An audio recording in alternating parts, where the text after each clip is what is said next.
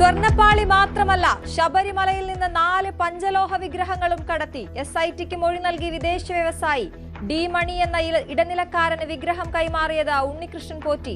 ഗോവർദ്ധന്റെ ജാമ്യ ഹർജിയിൽ SITയിൽ നിന്ന് വിശദീകരണം തേടി ഹൈക്കോടതി.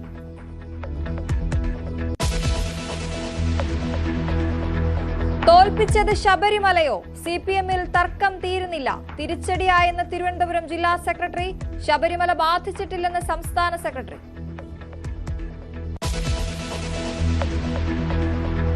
ധാക്കയിൽ ഹിന്ദു യുവാവിനെ ആൾക്കൂട്ടം കൊന്നതിൽ രാജ്യ തലസ്ഥാനത്ത് വൻ പ്രതിഷേധം. ബംഗ്ലാദേശ് ഹൈക്കമ്മീഷന് മുന്നിൽ മുദ്രാവാക്യങ്ങളുമായി ഹിന്ദു സംഘടനകൾ.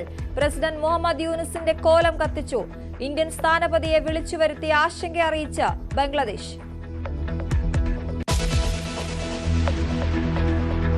വാളയാറിൽ ആൾക്കൂട്ട കൊലപാതകത്തിൽ 2 പേർ കൂടി പിടിയിലായത് ഒരു കോൺഗ്രസ് പ്രവർത്തകനും CPM പ്രവർത്തകനും. രാം നാരായണന്റെ കുടുംബത്തിന് 5 ലക്ഷം ധനസഹായം പ്രഖ്യാപിച്ച ഛത്തീസ്ഗഡ് സർക്കാർ.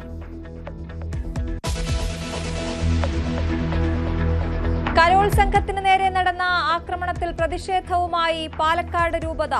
നടക്കാൻ പാടില്ലാത്തതാണ് നടന്നതെന്ന് ബിഷപ്പ് പീറ്റർ കൊച്ചുപുരയ്ക്കൽ. സർക്കാർ നടപടിയെടുക്കണമെന്നും ആവശ്യം. കരോൾ സംഘത്തെ RSS പ്രവർത്തകർ തടഞ്ഞത് ഇന്നലെ പുതുച്ചേരിയിൽ. ലക്ഷം കടന്ന് സ്വർണ്ണവില. പവന് 1,01,600 രൂപ, ഗ്രാമിന് 12,700. പവൻ ഒറ്റയടിക്ക് ഇന്ന് കൂടിയത് 1,760 രൂപ.